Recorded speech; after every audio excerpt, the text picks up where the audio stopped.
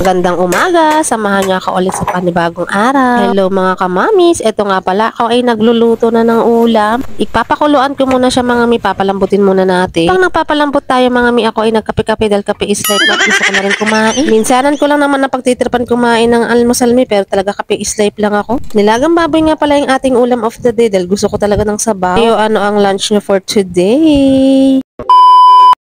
Pupunta nga pala kami sa sementeryo ngayon sa Las Piñas dahil bukas nga babanglok sana ni Ate Jack. Sitahin ko na rin ang aking papa dahil malapit lang siya doon. Dahil Father's Day nga ng Sunday, hindi ako nakapunta at malayo nga at nag-uulan. Dahil walang pasok nga naman, ayan, inaya ko na si Papa Jack, samahan niya nga at pupunta rin kami kay Ate Jack at babanglok sana bukas. Hindi nga kami makakapunta bukas at dahil may pasok nga itong Jusawak at hindi nga na siya pwedeng umabsent dahil naka-absent na nga siya ng Friday. Ay, kita niyo naman talagang baha dito sa Bacoor. Lagi na lang. Fast forward na tayo mga min, nandito na tayo sa Golden Heaven. Kaway-kaway sa mga taga Las Piñas dyan. Ito po talaga nilibing ang aking papa sa may apartment. So, uunahin mo natin puntahan si Ate Jack. So, ito na siya. Grabe, nakakamiss po talaga itong si ate namin. 1 taon na rin naman pala. Taga Las Piñas po kasi talaga ako. Kaya lang hindi ko na talaga mapuntahan dahil nandito na nga ako sa Cavite. Ang hirap din talaga mawala ng mahal sa buhay, lalong-lalo na ang tata. Mahirap nga talaga ng maulila ng maaga mga mi. Itong si Papa Jack ay maaga ding naulila sa nanay at tata. At nandito na nga po pala kami mga mi. At napakalayo po kasi talaga nito sa amin ngayon dahil Cavite nga kami. Sobrang namimiss ko na rin ng papa ko, no, dahil papa's girl nga din kami dalawang magkapatid. Maya naisipan na nga lang namin dumaan muna doon sa Parañaque sa mga pinsan nila papa. Miss ko rin naman ng spicy chow pan, so ayan, kumain muna kami ng lunch ni Papa Jack. At pagpunta nga namin dito mga hindi ko na nga namidyohan dahil nga nag-uulan, so alam niyo na kung anong ganap. Salamat sa pagsama.